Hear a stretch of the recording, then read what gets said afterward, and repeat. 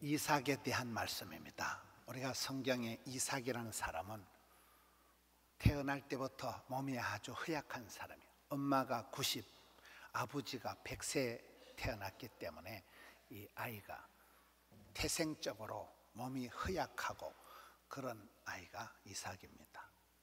그 해에 그 땅에서 농사를 한다는데, 이 말은 아주 부드럽게 진행이 되지만은 사실은 아주 고약한 그 해라는 것이 창세기 26장 1절에 보면 아브라함 때 첫 흉년이 들었더니 그 땅에 또 흉년이 덜매 이삭이 그랄로 가서 블레셋 왕 아비멜렉에게 이르렀더니, 이 말은 우리가 유럽 여행을 해보시면, 세계 여행을 해보시면 한 시대에 천년의 문화를 자랑하던 그런 대도시가 몰락을 해서 황폐하게 사람이 살 수 없는 그냥 관광지만 된 곳이 많습니다. 왜 그럴까요? 역사상 주기적으로 대지진이, 큰 지진이 일어나서 확 흔들어 버리는 거예요. 아니면 패스트, 요즘 중국에서 생긴 그 흑사병, 전염병이 썰고 지나가는 거예요. 아니면 홍수가 일어나는 거예요. 오늘 성경 말씀처럼 큰 기근이, 옛날에는 그저 농사가 주 산업인데 홍수가 지거나 지진이 일어나거나 전염병이 돌면 씨가 말라버리는 거예요. 그 해가 그 해입니다. 이 해에 큰 기근이 일어나서 사람들이 먹고 살 수가 없는, 모든 이 식물들이 말라 비틀어지니까 보따리 싸들고 이사를 가는데, 해필 이사를 간 땅이 그랄 골짜기인데, 그랄 골짜기는 블레셋 땅, 요즘도 전쟁을 하는 팔레스타인 블레셋 땅에 적진 한복판에 가서 농사를 짓게 되는 거예요.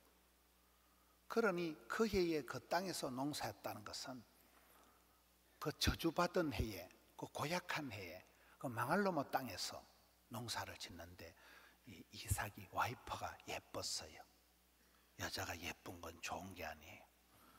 그 시대는 치안이 없던 고대 사회니까 그냥 남자를 쳐서 죽여버리고 마누라를 뺏어가면 그만인 시대니까, 이 이삭이라는 사람이 자기 마누라를 마누라라고 말을 못하고 여동생이다, 누이다, 자녀다, 이렇게 얘기를 하는 거죠. 여동생이라고 거짓말을 하고 마누라를 부인이라고 말도 못하는, 이게 이삭이 그 해에 그 땅에서 농사했던 그 망할 놈의 땅에서 그 저주받은 해에 참 인생 삼중고에 시달리면서 그렇게 허겁지겁 살아가는 때가 그 해예요.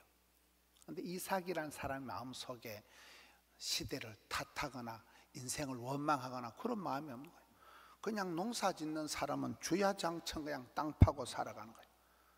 그냥 농사를 짓는데, 이 이삭의 삶의 스타일이 보면 우물을 파는데, 여러분 유목민들은 우물 하나 파는 게 평생의 가문의 영광인데, 이 사람 우물을 파놓으면 뺏기고 우물을 파놓으면 뺏기고 뭐 싸울 힘도 없고 우물을 계속 뺏기면서 계속 도망을 가는데도 다투는 건 노 땡큐, 싸우고 다투는 데는 재주가 없는, 다툴 힘도 없고 싸울 능력도 없으니까 늘 빼앗기고 양보하고 밀리는 인생을 살아가는데, 하나님께서 이삭을 보실 때 불쌍히 여기시고 100배로 복을 주시는 거예요. 그러니 빚잔치하고 가부식기하고 본전치기하고 이제 마침내 왕성창대의 거부가 되었다. 이 마침내라는 단어가 오늘 13절에 나오잖아요. 마침내라는 것은 티끌모아 태산이라, 고진감래라는 거예요. 오만때만 일들을 다 겪어가면서 참고 인내하고 버티고 그렇게 하루하루 농사를 지어가니까 티끌 모아서 마침내 아이의 축복을 받는데, 아브라함의 믿음, 이삭의 순종, 야곱의 기도를 거치면서 이제 4대 족장, 아브라함, 이삭, 야곱, 요셉, 이렇게 이제 큰 거부가 되어가는 그런 내용이 오늘 본문의 말씀입니다. 인생 삼중고에 시달리는, 태생적으로 날씨가, 기후가 안 받쳐주는 거예요. 땅이 받쳐주질 않는 그런 이중 삼중적인 고난 가운데 있는데도 이 사람이 인생을 저주를 한다거나 시대를 원망하는 마음이 없이 그저 묵묵하게 땅 파고 살아가니까 하나님께서 마침내 거부가 되는 복을 주셨다. 저는 성경을 이렇게 보면서 그런 관점에서 은혜를 받는 거예요. 저는 어릴 때 신앙생활 할 때도 아주 스펙이 화려하고 좋은 이렇게 강사들이 보면 은혜가 안 돼요. 저분은 서울대학 나오고 저분은 부잣집에, 그런 사람 보면 기분 나빠요. 네 혼자 따위 물어. 나는 그럼 집에 가 콱 죽어야 되겠다. 사람이 뭐 이렇게 비슷해야 닮아갈 가망이 소망이 있는데 원캉 족탈불급 차이가 나면 그대 앞에 서면 왜 이리 작아지는지. 그런데 뭐 강사가 찌질한 게 뭐 성장 과정도 거시기한 게 저기 뭐 사람이 되겠나. 근데 그런 사람이 막 사방하게 하고 막 간정을 하고 막 역전에 반전에 하나님 간정을 하면 하나님이 저런 잡것도 들어 쓰시는데 나도 상당히 가망이 있겠다. 그러면 저는 막 소망이 생겨가지고 막 나도 해보자. 저는 그랬어요. 성경에 오늘 살펴보는 사람들이 다 그런 사람들이에요. 이삭이라는 사람이 태생적으로, 기후적으로, 생태학적으로 여러 가지 조건이 인생 삼중고에 시달리는데도 전혀 흔들리지가 않고 묵묵하게 성실하게 땅 파고 농사를 짓는데 서서히 하나님께서 그 가정을 일으켜 주셨다는 얘기고, 여러분 성경에 보면 사도 바울이 나오는데 사도 바울이 많이 친 후에 깊은 감옥에 가두고 그 발을 착고에 채웠더니 한밤중에 실컷 두드리 맞고 깊은 감옥에 처박아 가지고 발에다가 쇠사슬을 채워가지고 놓고 한밤중에 사도 바울이 일어나서 신세 타령하라고 아이고 내 팔자야 아이고 내 팔자야 그런 게 아니에요. 한밤중에 일어나서 막 찬송을 불러 제키니까 옥터가 흔들리고 옥문이 열려버리는 거예요. 삼중 사중적인 재수없는 일들이 계속 닥치는데도 입에 쓴물을 흘려보내지 않는다는 거예요. 그러니 사도 바울을 누가 막아요? 누가? 이제 내가 예루살렘으로 간다. 환난과 핍박과 재수없는 일들이 시리즈로 나를 기다린다고 해도 나는 까딱노다. 그냥 나가는 거예요. 여러분 다니엘이 누굽니까? 다니엘이 뭐 뜻을 정하고 고상하게 뭐 다니엘 기도회를 만들고 그런 게 아니에요. 다니엘은 나라가 폭삭망해버린 거예요. 이스라엘 나라가 역사상 사라져버린 586년에 나라가 완전히 거들나버립니다. 예루살렘 성전이 홀라당 불타버립니다.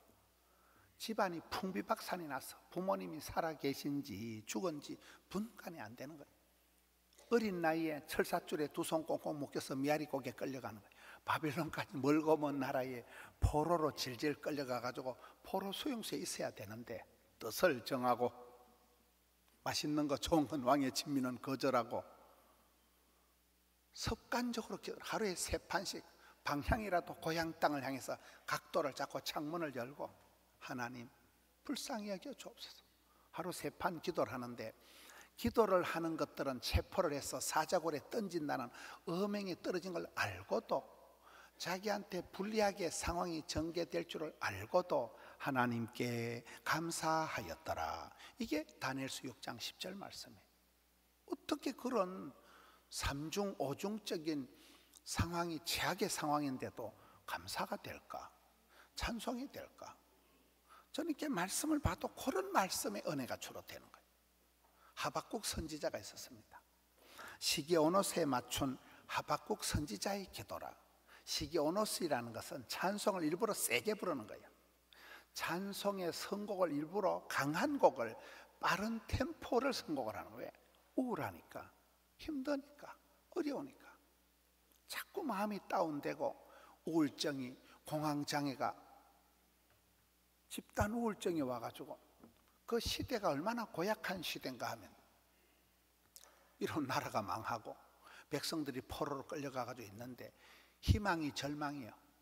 세월이 흘러갈수록 악한 것들은 점점 잘 되고 의인은 갈수록 고통을 당하고 세상에 진리는 소풍 가고 의인들은 자꾸 고생을 하고 나쁜 놈들은 자꾸 성성장구하고 납득이 안 되는 거예요. 하박국이 하나님께 물어도 하박국아 의인은 믿음으로 산다.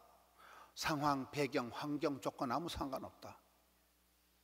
납득이 안 되는 현실 속에서 계속 하나님께 질문을 하고 그러다 하박국이 깨달은 것이 외양간에 송아지가 없을지라도 포도나무에 열매가 없을지라도 무화과 나무에 소출이 없을지라도, 그거 보면 없을지라도 한 6번 나오더라고요. 없고 안 되고 없고 쪽박차고 그럴지라도 나는 하나님 한 번만으로 즐거워하고 하나님 한 번 때문에 기뻐하겠다.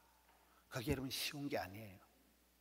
산전수전 다 겪어보고 썸맛 단맛 다 보고 난 뒤에 인생을 깨달아서 내가 쓰잘데없는 거 자랑할까 아니구나가, 선물을 주신 자, 선물 보따리가 아니고 선물을 주신 분, 주신 자도 취하신 자도 하나님, 그분 한 분 때문에 생로병사 흥망성쇠 생사화복을 주관하시는 그분 한 분 때문에 내가 감사하고 즐거워하고 기뻐하겠다. 하나님이 나의 발을 고상하게 높은 곳으로 인도할 것이다. 그게 하박국의 노래예요. 시대가 고약하고 상황이 처절할수록 찬송을 일부러 세게 불러. 찬송을 빠르게 부르는 거예요. 제가 어디 집회를 갔는데 찬송을 부르는데 청년들이 멀리 멀리 갔더니 피곤하고 곤하고 자빠지고 쓰러지고 그래. 참 선곡을 이상하게 하네. 선곡을 안 그래도 분위기가 처지는데 멀리 가고 피곤하고 자빠지면 어떻게 살겠어요? 힘들고 어려서록 찬송을 오늘 우리 찬양대처럼 센 걸 불러야 돼. 템포를 빨리 해가지고 주의 보혈 능력이 있도다. 아싸 아싸 돌리고 이래 나가야지. 여러분 힘들 때일수록 보혈 찬송을 보혈을 지나 주의 보혈로 덮어주옵소서 이렇게 나가야 되지. 믿음의 선배들이 다 그렇게 살아. 여러분 요셉이 누굽니까? 요셉이 야곱의 축복의 주인공. 너는 담장 너머로 뻗은 나무 할 때 찬송은 고상하지만 요셉의 팔자는 기구한 거예요. 담장 너머 같은 소리하고 자빠졌네. 요셉이가 30살이 될 때까지 인생이 되는 게 한 개도 없어. 인간관계를 100% 실패했다니까요. 어릴 때 고등학교 2학년 나이에 형님들이 왕따를 외톨이를 만들어가지고 팔아먹어버려. 인신매매를 당한 거예요. 여러분 요셉이가 형님들이 인신매매를 안 시켰으면 어떻게 조기유학을 갔겠어요? 어떻게 비자 면제받고 그렇게 무비자 입국을 했겠어요? 두 번째, 요셉이가 보디발의 집에서 머슴 생활을, 노예 생활을, 파출부 생활을 10년을 했습니다. 10년이 지나야 강산이 변한다는 사실. 그 철딱선이 없는 막내둥이 기질, 그거를 떼 빼고 강내는데 10년의 세탁 과정이 필요하다는 사실이에요. 다윗도 10년, 룻이 결혼해가지고 10년 동안 자식이 없고 10년 동안 아무것도 없고 룻이 10년 동안 신랑하고 사이 아무런 추억이 없이 신랑이 죽어버린 거예요. 룻도 10년, 다윗도 10년 피난 생활. 여러분 요셉이가 10년 동안 노예 생활을 합니다. 그러다가 친구 하나 사귀었는데 술 맡은 관원이 꿈 해석해주면 잘 봐준다 해놓고는 까맣게 까먹어버린 거예요. 만약에 그때 바로 그 친구 덕분에 석방이 됐으면 요셉이가 고향 땅에 와서 형님들하고 대판 싸움이 벌어지고 분노 조절 장애가 안 돼가지고 야곱의 집안이 박살났다는 거예요. 2년 동안 까먹은 덕분에 그 사이에 이제 인격이가 숙성이 발효가 돼가지고 그 사이에 여러분 애굽의 공무원 시험 치는 나이가 30살이에요. 민수기에 보면 제사장으로 사역한 나이가 30살이에요. 때가 참에 무르익어서 그때 요셉이가 그 친구가 기억을 했기 때문에 바로 총리로 나가는 거예요. 여러분 요셉이가 그 사이에 보디발의 아내 이 여자를 만나기만 해봐라. 계작두를 대령해라. 나를 팔아온 형님들 걸리기만 해봐라. 그런 심보로 살아갔으면 요셉이가 총리가 되기 전에 심장병이 걸린다는 거예요. 무슨 얘기예요? 요셉이 살아가면서 따라해봐. 사람 원망하지 말자. 세상을 탓하지 말자. 정치, 경제, 군사, 문화, 환경, 배경, 조건 아무 상관없는 거예요. 요셉이가 나중에 자기를 팔아먹은 형님들을 만났을 때 잘 만났다. 계작두를 대령해라. 이런 고백을 안 하고 나는 요셉이라. I am 요셉. My way. 나는 하나님이 내 인생을 작정, 섭리, 인도하셔서 하나님이 디자인하신, 하나님이 계획하신 그 주의 길을, 십자가의 길을, my way, 이 길을 쭉 오다 보니까 여기까지 왔다는 거예요. 형님, 내가 보디발에 안에 꼭 가시나 잘못 만나서 내 팔자가 꼬인 게 아니라는 거예요. 내 인생을 주관하시고 주도하시고 인도하시는 분은 하나님이시다. 그러니 그의 마음을 누가 건드려요?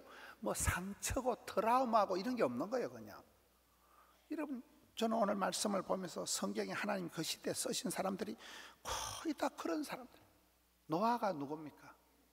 지하기 관영한 시대 한복판에서 세상에 눈을 씻고봐도 여기도 썩었고 저기도 부패하고 저기도 타락하고 지하기 관영한 시대, 하나님의 진노가 극에 달했던 시대, 물 심판이 떨어지는 그 시대에 노아는 동네 사람 한 명도 전도 못했습니다. 그러나 노아가 방주를 만들었는데 오랜 세월 동안 포기하지 않고 지치지 않고 피난처, 방주, 예배당을 잘 지어서 그 제약에 관영한 심판의 때에 온 식구를 다 구원한 사람이 노아입니다. 이런 세월이 어려울 때는 리바이벌이 아니라 서바이벌이 중요한 거예요. 금년도가 많은 분들이 제일 어렵다는 거예요. 금년 한 해가 유달리 힘들고 어렵다는 거예요. 매출이 반토막이 아니고 3분의 1로 짜부러지는 거예요. 먹고 살 구멍이 없다는 거예요. 모든 영역이, 전 삶의 영역이 다 고약한 시대예요. 저는 외부에 집회 가면 여러분 좀 사업이 빠꼼한 데 있으면 내 좀 가르쳐 주세요. 우리 교인도 좀 가르쳐 주게. 지금은 빠꼼한 데가 없다 그래. 어느 한 구석이라도 빠꼼한 영역이 없다 그래. 전부 다 짜부러지고 위축이 되고 말세에 고통의 때가 와버렸다는 거예요. 그럴 때 이게 성경에 나오듯이 썸물을 흘려보내지 말라는 거예요. 그럴 때 원망, 불평, 짜증을 나고 술을 퍼마시고 그럴 때 세상을 원망하지 말라는 거예요. 한국 사람들은 한이 변해서 흥을 만드는 사람들이에요.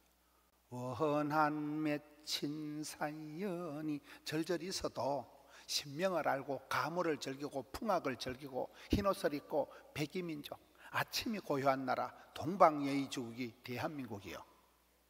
한국 사람들은 그 눈물겨운 한의 세월을 흥의 세월로 만들어가는 사람들이라니까요. 희한한 사람들, 희한한 사람들. 대한민국이 지금 여러분 세계 여행을 해보세요. 어디 갔든지 삼성, 현다이, 기아, 세계 어디 여행을 해봤어도 텔레비 보면 LG 아니면 삼성이에요. 세계 어디를 가도 삼성이 없는, 현대가 없는 데가 없잖아요.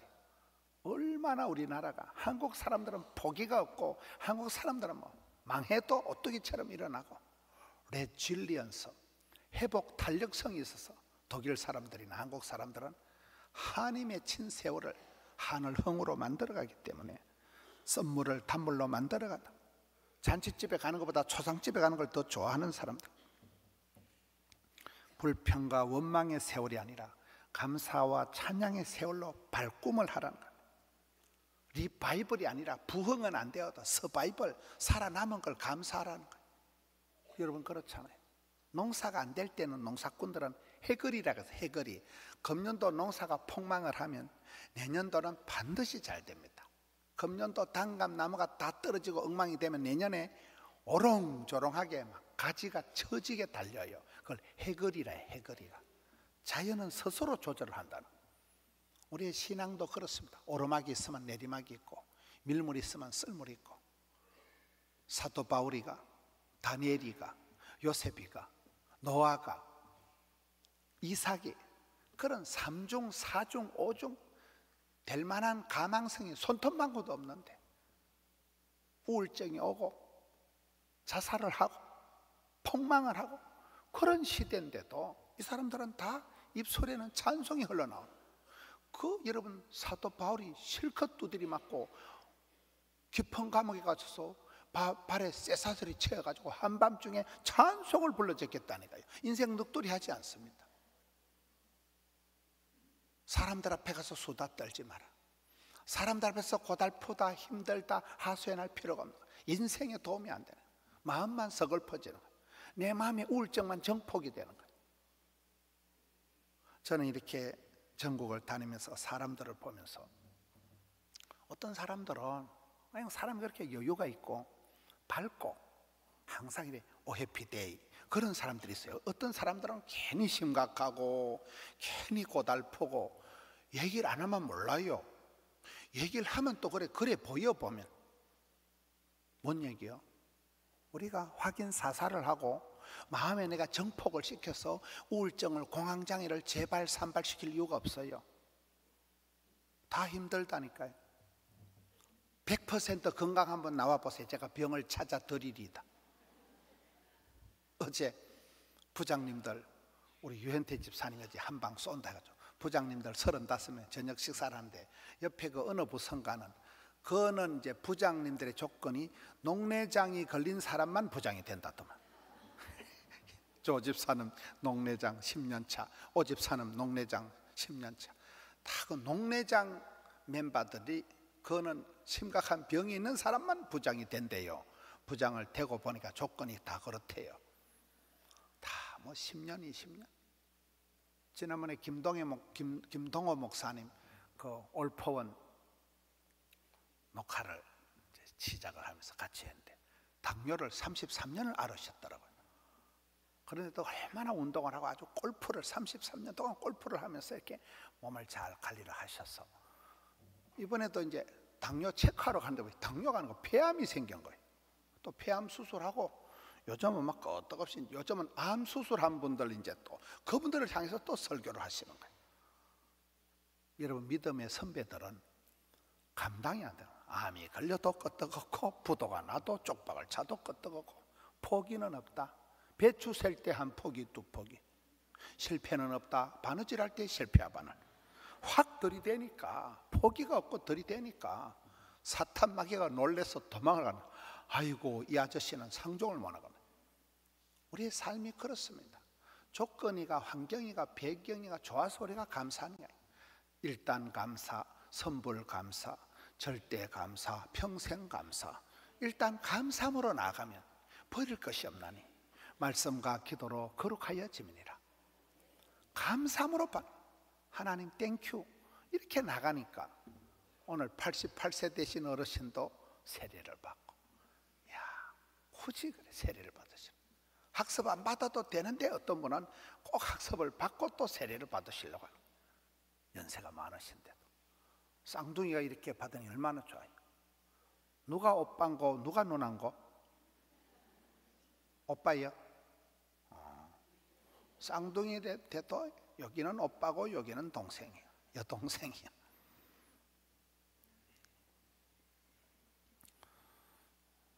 우리가 좋은 일들이 많아서 신나게 살아가는 게 아닙니다.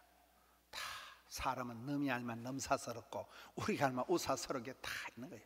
어느 집안에 애물단지가 없으며 어떤 몸에 병균이 세균이 없으며 어떤 교회에 시험거리가 없겠어요.